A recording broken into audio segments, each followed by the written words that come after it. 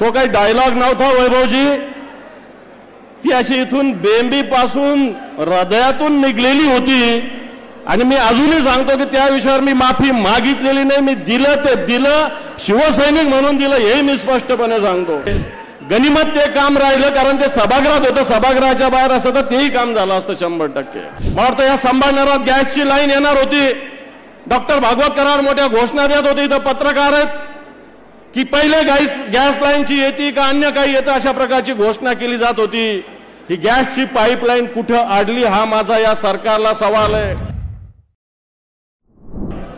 मला 10 मिनिटाचा वेळ दिलेला आहे पण मी 2च मिनिटं बोलणार आहे आणि मला आता वैभव वाघने असं सजेशन केलं की विधान परिषदेत जो डायलॉग म्हटला तोच इथं मनाने संपवून टाक भाषण। तो काही डायलॉग नव्हता वैभवजी, ती अशी इथून बेंबीपासून हृदयातून निघलेली होती आणि मी अजूनही सांगतो की त्या विषयावर मी माफी मागितलेली नाही, मी दिलं ते दिलं, शिवसैनिक म्हणून दिलं हे मी स्पष्टपणे सांगतो। कारण जे लोक शिवसेना भवनावर चालून यायची गोष्ट करतात त्यांचे बोट तोडलेच पाहिजे। गनिमत ते काम राहिलं कारण ते सभागृहात होतं, सभागृहाच्या बाहेर असतं तर तेही काम झालं असतं 100%। आणि म्हणून हाती घेऊन मशाल रे पाप जाऊ खुशाल रे हा विषय। मग आपल्याला सगळ्यांना उद्धवजी ठाकरे साहेबांचं भाषण ऐकायचं आहे, त्यामुळं मला भले वेळ दिला असेल पण मी हा वेळ मुळीच घेत नाही।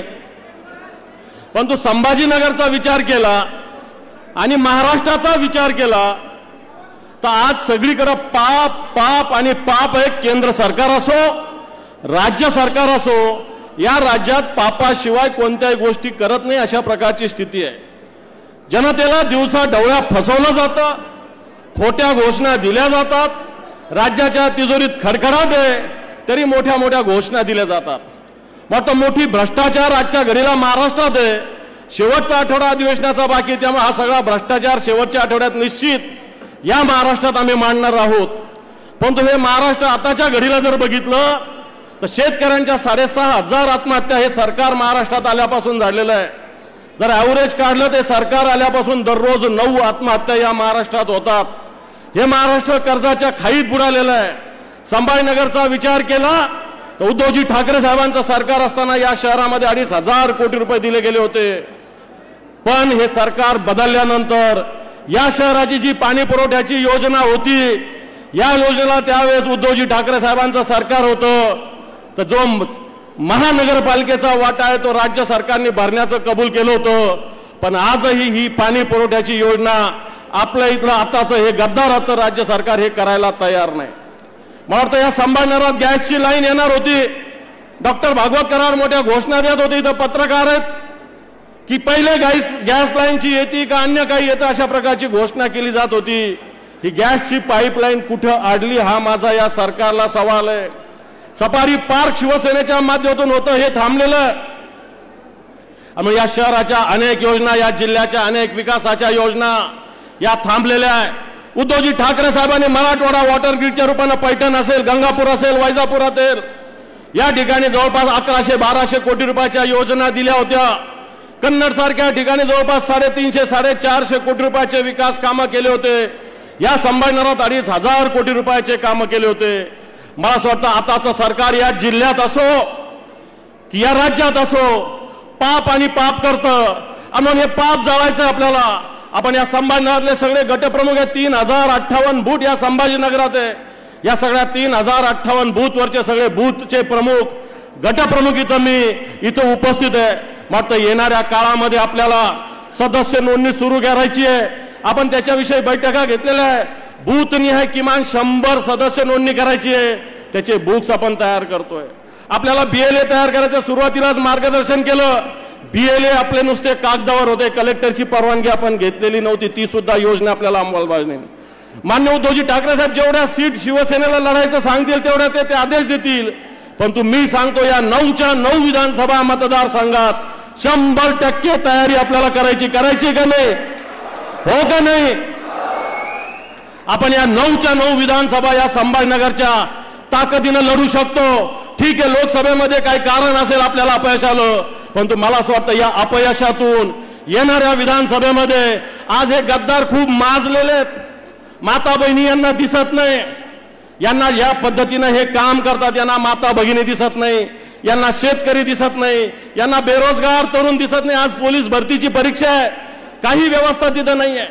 महाराष्ट्रात ठिकठिकाणी परीक्षा आहे, काही व्यवस्था तिथं नाही। आणि या सगळ्या स्थितीमध्ये या राज्य सरकारचं पापाचा घडा भरलेला आहे।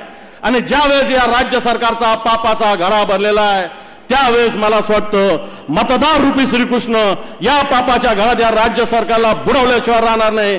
त्याच्यासाठी आपल्याला सगळ्यांना पुढाकार घ्यायचा आहे। मागच्या 1995 असेल, 90 असेल, मागचं वर्ष असेल 2019चं, या मराठवाड्यात आपण 95ला 14 जागा जिंकल्या होत्या। मागच्या वेळेस आपण 12 जागा जिंकल्या होत्या। आपण सगळे मिळून आज आपण सगळीकडे असं आलेलं आहे की विधानसभेचं रणशिंग आपण या संभाजीनगरातून फुंकतोय। ही संभाजीनगर संताची भूमी आहे, ही संभाजीनगर आंदोलकाची भूमी आहे।